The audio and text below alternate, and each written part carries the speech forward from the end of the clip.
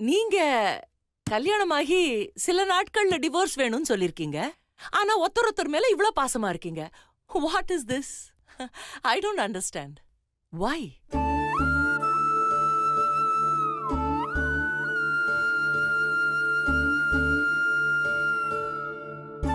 சட்டப்படி உங்களுக்கு 1 year time எதுக்கு தெரியுமா கொடுத்திருக்கு? கல்யாணம் ஆகி நீங்க சில நாட்கள்ல டிவோர்ஸ் அப்ளை பண்ணினதுனால. பட் அது மட்டும் காரணம் இல்ல. உங்களுக்கு கொஞ்சம் டைம் வேணும். ஒருத்தர் புரிஞ்சுக்கிறதுக்கு உங்களுக்கு டைம் வேணும். அதுக்காகவும் கொடுத்திருக்கு.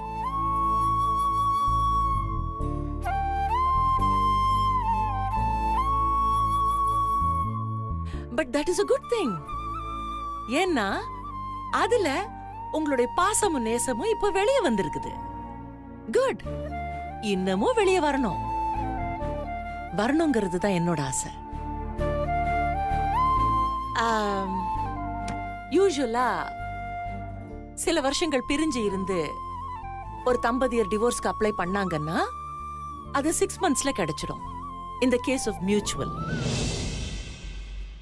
பட் நீங்க புதுசா கல்யாணமாகி சில நாட்கள்லயே டிவோர்ஸ் அப்ளை பண்ணிருக்கீங்க.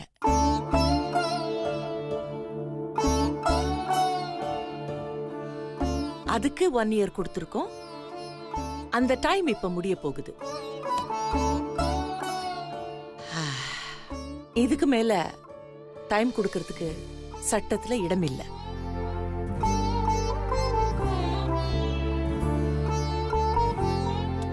நீங்க 2 பேரும் ஒருமித்த கருத்தோட டிவோர்ஸ் வேணும்னு கேட்டிருக்கீங்க. அப்படி செய்யறதுக்கு எனக்கு மனசு வரல.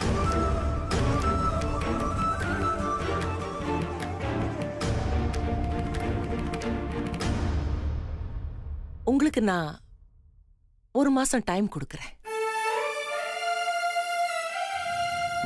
அந்த டயத்துல நீங்க 2 பேரும் ஒருத்தர் நல்லா புரிஞ்சுப்பீங்கன்னு புரிஞ்சுக்கணும்னு நான் ஆண்டவனை பிரார்த்தனை பண்றேன்.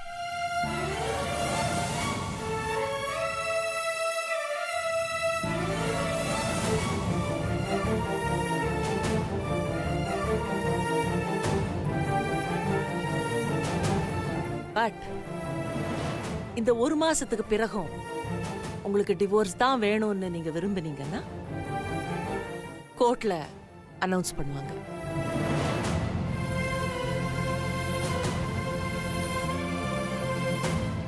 I hope it won't come to that.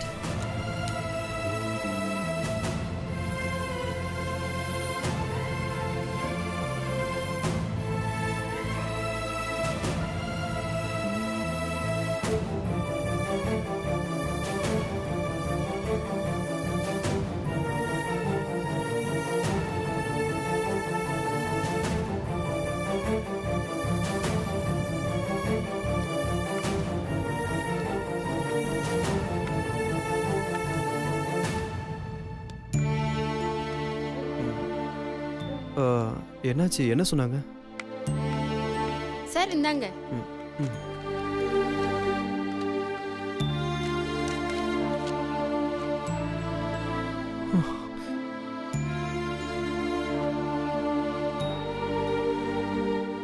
டிவோர்ஸ்க்கு okay சொல்லிட்டீங்களா?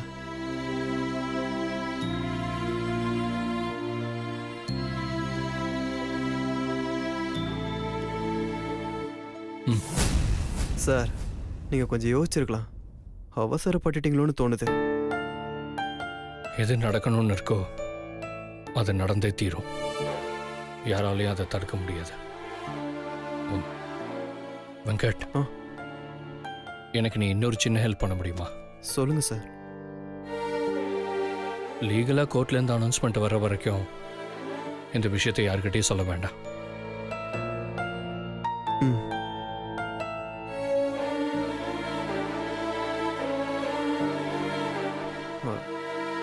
நீங்களாவது கொஞ்சம் யோசிச்சிருக்கலாமே மேடம்.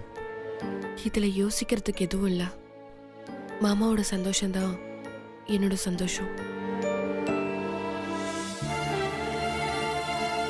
இல்லை மேடம், நீங்கள் என்னதான் சொன்னாலும் நீங்கள் 2 பேரும் பிரியறதுல எனக்கு உடன்பாடு இல்லை.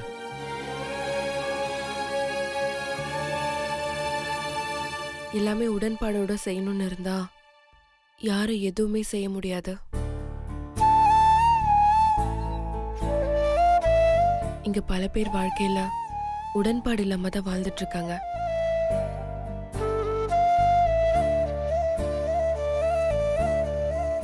நீங்கள் என்ன சொன்னாலும் சரி மேடம், என் மனசு அதை ஏற்றுக்கவே மாட்டேங்குது. எந்த பொண்ணு செய்யாத ஒரு விஷயத்தை நீங்கள் செஞ்சுருக்கீங்க. உங்கள் அக்காவுக்காக உங்கள் வாழ்க்கையை தியாகம் பண்ணியிருக்கீங்க. இந்த மனசு யாருக்கு வரும் சொல்லுங்க?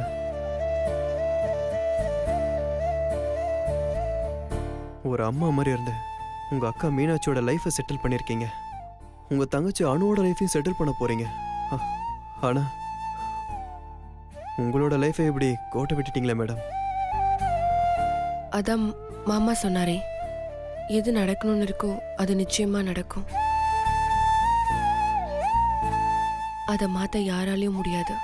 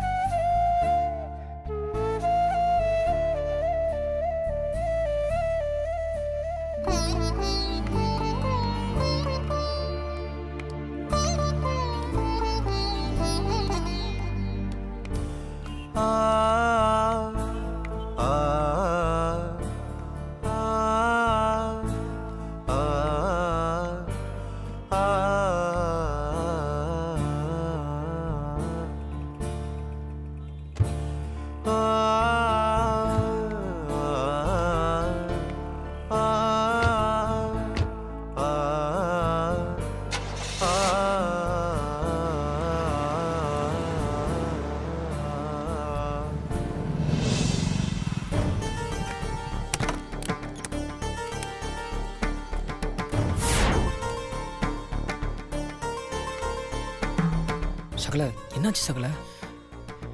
எல்லாம் முடிஞ்சு போச்சு சகல. நான் கடைசி நிமிஷம் கூட பேசி பார்த்தேன். ஆனால் அவங்க ரொம்ப உறுதியாக இருக்காங்க. இதுக்கு மேலே எதுவும் பண்ண முடியாது சகல. இன்னும் ஒரு மாதத்தில் டிவோர்ஸ் அனௌன்ஸ்மெண்ட் வந்துடும். அதுக்கப்புறம் அவங்க சட்டப்படி பிரிஞ்சிருவாங்க. சகல,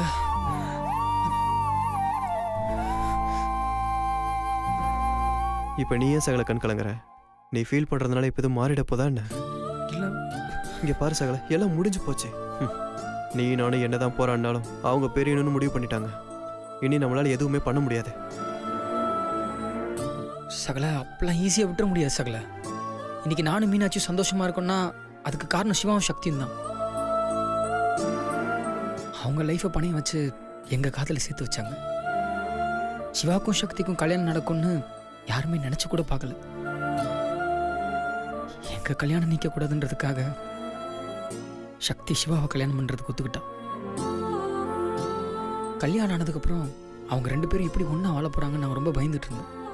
ஆனால் நாங்கள் நினச்சதை விட அவங்க ஒத்துமையாக அந்யூன்யமாக தான் இருந்தாங்க. சிவா மனசு மாறிட்டான், சக்தியை ஏற்றுக்கிட்டான்.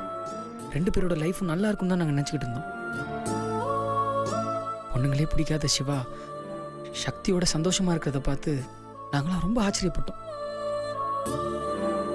சக்தி தான் சிவாக்கு ஏற்ற ஜோடின்னு நினச்சோம். எங்கள் லைஃபுக்காக சிவாவும் சக்தி ஒன்று சேர்ந்துருந்தாலும் 2 பேருக்கும் தான் பொருத்தம்னு நினச்சோம். 2 பேரும் மேட் ஃபார் ஈச் அதர்லாம் நினச்சிட்டு இருந்தோம். இன்னாருக்கு இன்னாருன்னு கடவுள் சரியாக தான் எழுதி வச்சிருக்காருன்னு நினச்சோம். இதெல்லாம் நினச்சி நாங்கள் எல்லாரும் சந்தோஷப்பட்டோம். ஆனால் இது எல்லாமே சுக்குநூறாக உடைக்கிற மாதிரி இன்னைக்கு டிவோர்ஸ்னு வந்து நிற்கிறாங்க. இதெல்லாம் யாரால் நடக்குது, எதனால் நடக்குது, என்ன காரணம்னே ஒன்றும் தெரியல. ஆனால் ஒன்று சகல, இந்த பிரச்சனை எல்லாத்துக்குமே முக்கியமான காரணம் நான் தான்.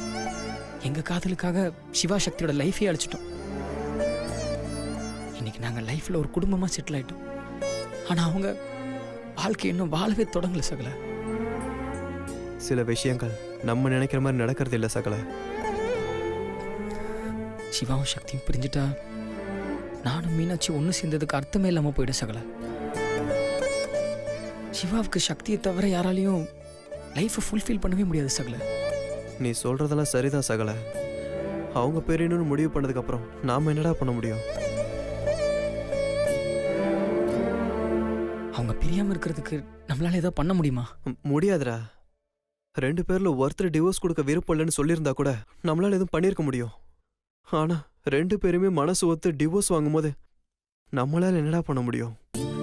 இல்லை சகல, இது இப்படியே விடக்கூடாது. நம்ம ஏதாச்சும் பண்ணியே ஆகணும். இங்க பாரு, அவங்க பிரியறதுல எனக்கு உடன்பாடே இல்லை. ஆனா நம்மளால என்ன பண்ண முடியும்? முடியும் சகல. அவங்க லீகலாக பிரியறதுக்கு இன்னும் 1 மாதம் இருக்குல்ல. அதுக்குள்ளே அவங்க 2 பேரையும் ஒன்று சேர்த்து வச்சு இந்த சுந்தர் யாருன்றதை காட்டுறேன். என்ன சகல சொல்ற? ஆமாம் சகல, சிவாவும் சக்தியும் பிரியக்கூடாது. அவங்க பிரியறதுக்கு நான் விட மாட்டேன். அதுக்கு நீ என்ன சகல செய்ய போற? என்ன செய்யணும்னு தெரியல, ஆனால் ஏதாச்சும் செய்யணும்னு மட்டும் தோணுது. சகல, நானும் அணுவும் சேர்றதுக்கு காரணமே சிவாவும் சக்தியும் தான்.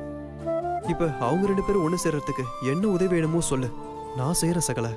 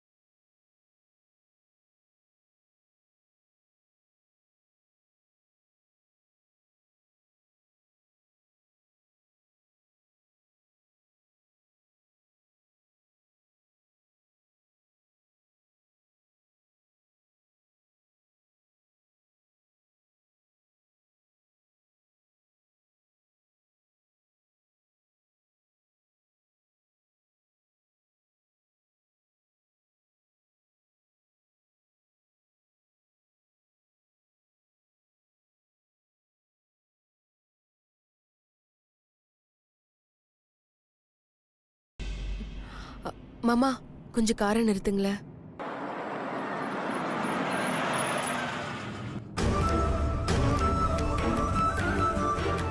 என்ன சக்தி? மாமா, எனக்கு கொஞ்சம் தனியா இருக்கணும் போல இருக்கு. நீங்க கிளம்புங்க, நான் கொஞ்ச நேரம் கோவில்ல இருந்துட்டு வரேன். சரி சக்தி, போயிட்டு வா.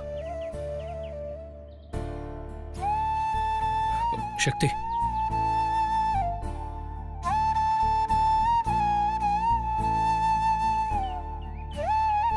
நான் ஈவினிங் வரதுக்கு கொஞ்சம் லேட் ஆகும். உனக்கு ஏதாவது வேணும்னா சொல்லு, நான் வரும்போது வாங்கிட்டு வரேன். எனக்கு வேணுங்கிறது உங்க கூட வாழணுங்கிறது தான். அதுவே கிடைக்காதுன்னு ஆனதுக்கப்புறம் நான் வேற என்ன மாமா உங்ககிட்ட கேட்க போறேன்? ம், சரி மாமா, நான் வரேன். சரி சக்தி.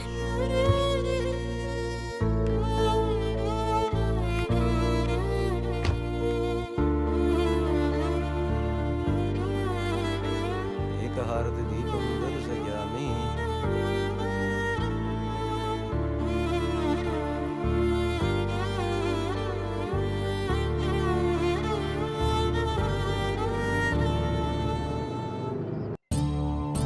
ஓம் ஸ்ரீமாத்ரே நம. ஓம் ஸ்ரீ மகாராஜ்ஞே நம. ஓம் ஸ்ரீமத் சிம்மாசனேஸ்வரே நம. ஓம் சிதக்னிகுண்ட சம்பூதாயை நம. ஓம் தேவகாரிய சமுத்திதாயை நம. ஓம் உத்யத்பானுசகஸ்ராபாயை நம. ஓம் சதுர்பாகு சமன்விதாயை நம. ஓம் ராகஸ்வரூப பாஷாட்யாயை நம. ஓம் ரோதாங்காராங்குஷோஜ்வலாயை நம. ஓம். இந்த கோவிலுக்கு வரவங்கெல்லாம் எனக்கு அது வேணும் இது வேணும்னு உன்கிட்ட என்னென்னவோ வேண்டிட்டு போறாங்க.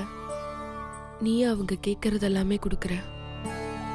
எனக்கு ஒன்னே ஒண்ணுதான் வேணும், என் மாமா சந்தோஷமா இருக்கணும். அவர் சிரிச்சு நான் பார்த்து ரொம்ப நாள் ஆகுது. அவர் என்னோட சேர வேண்டான்னு முடிவு பண்ணிட்டாலும் நான் போனதுக்கு அப்புறம் அவர் நிம்மதியா இருப்பாரான்னு எனக்கு தெரியல. அவர் படுற வேதனையை என்னால பார்க்க முடியல. நான் அவர் கூட இல்லாட்டியும் அவர் என்னை விட்டு பிரிஞ்சு போனாலும் அவர் சந்தோஷமா இருக்கணும். அவருக்கு நீதான் துணையா இருக்கணும். सर्वमङ्गलमाङ्गल्ये शिवे सर्वार्थसाधके शरण्ये त्र्यम्बिके गौरी नारायणि नमोऽस्तु ते एकहारति आज्यदीपं दर्शयामि समस्तरक्षां धारयामि त्र्यम्बकं यजामहे सुगन्धिं पुष्टिवर्धनं उर्वारुकमेव बन्धनान् मृत्योर्मुक्षीमामृतात्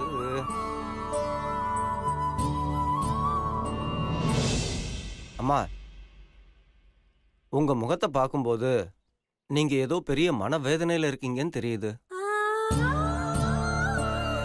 பக்கத்துல கதா காலக்ஷேப கூட்டம் நடக்கிறது.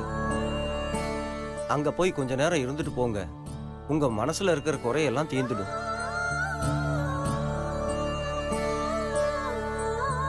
மனோவாஞ்சிதா பலசித்திரஸ்து சமஸ்த சன்மங்களானி பவந்தோ.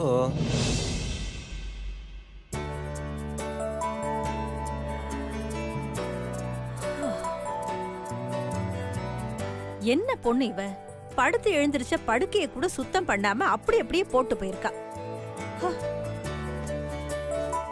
கல்யாணத்துக்கு முன்னாடி தான் இப்படி பண்ணானா? கல்யாணம் ஆகி இன்னும் பொறுப்பே வரல. ஒரு குழந்தைய பெத்தாதான் பொறுப்பு வரும்னு நினைக்கிறேன். அதுக்கு தான் அப்பவே இவளுங்களை வேலை செய்ய சொல்லுவேன். ஆனா அவங்க அப்பா அவளுங்களை வேலையே செய்ய விடாம, ஏண்டி என் பொண்ணுங்களை வேலை வாங்குற, அப்புறம் எதுக்கு நீ இருக்கிறேன்னு என்ன திட்டுவாரு. இப்ப பாரு, ஒரு பெட்ஷீட்டை கூட மடிச்சு வைக்க மாட்டேங்கிறா. இப்ப எவ்வளவு அழகா இருக்கு. இத செய்யாம அப்படியே போட்டு போயிட வேண்டியது. வரட்டும், ஒரு புடி பிடிச்சு விட்டாதான் எல்லாம் சரியா வரும்.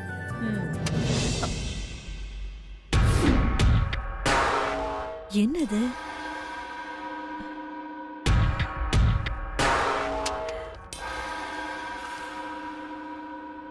என்னது இது? இத போய் கீழே போட்டு வச்சுட்டு போயிருக்கா? ஏதாவது முக்கியமானதா கூட இருக்கலாம். மாப்பிள்ளையோட வேலை சம்பந்தப்பட்டதா கூட இருக்கலாம். இதையெல்லாம் பொறுப்பா எடுத்து வச்சிருக்கணும்ல. இந்த பொண்ணு இப்படி பொறுப்பே இல்லாம இருக்கிறாளே.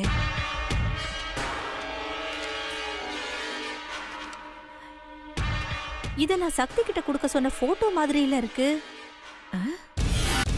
என்ன போட்டோவா இருக்கும்?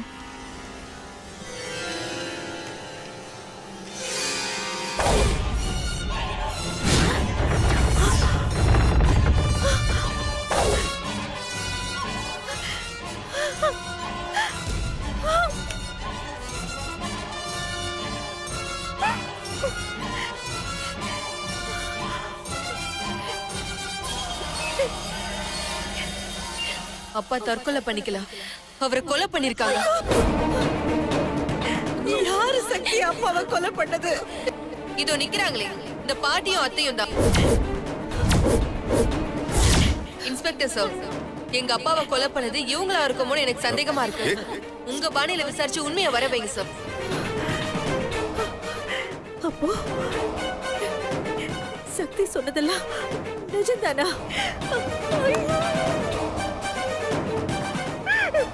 என்னங்க?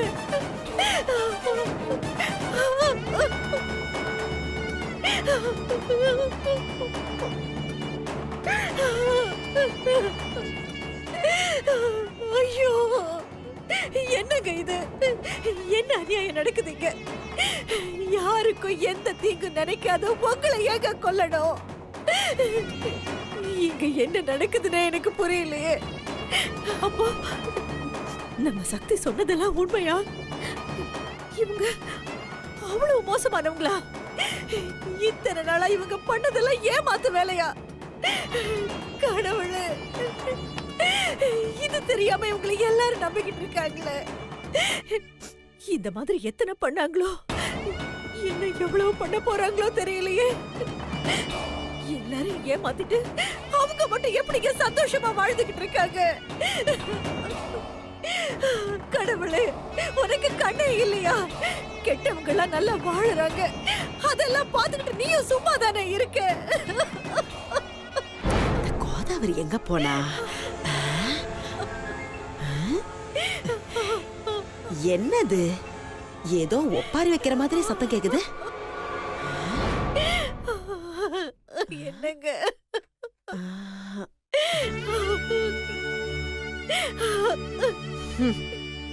ஆமா, இதுக்கு வர வேலையே இல்ல. எப்ப பாரு போட்டோ முன்னாடி ஒப்பாரி வைக்கிறதே வேலையா போச்சு. என்ன கோதாவரி,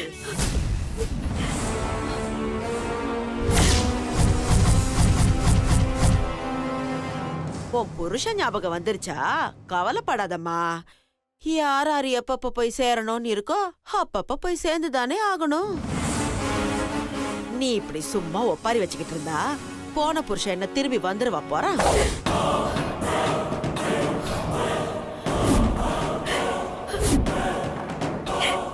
என்ன இவ இப்படி முறைச்சு பாக்குறா? ஏய், என்னமோ நீ அழுவுறியன்னு போனா போகுதுன்னு ஆறுதல் சொன்னா என்னையே முறைச்சு பாக்குற நீ? இங்க பாரு, நீ ஒப்பாரி வச்ச சத்தத்துல எனக்கு தலைவலியே வந்துருச்சு. போ போய் எனக்கு ஒரு ஸ்ட்ராங்கா காபி போட்டு கொண்டா போ. அடி பாவி, என் புருஷனை கொண்டுட்டு காஃபியா கேக்குறேன்? ஓடி.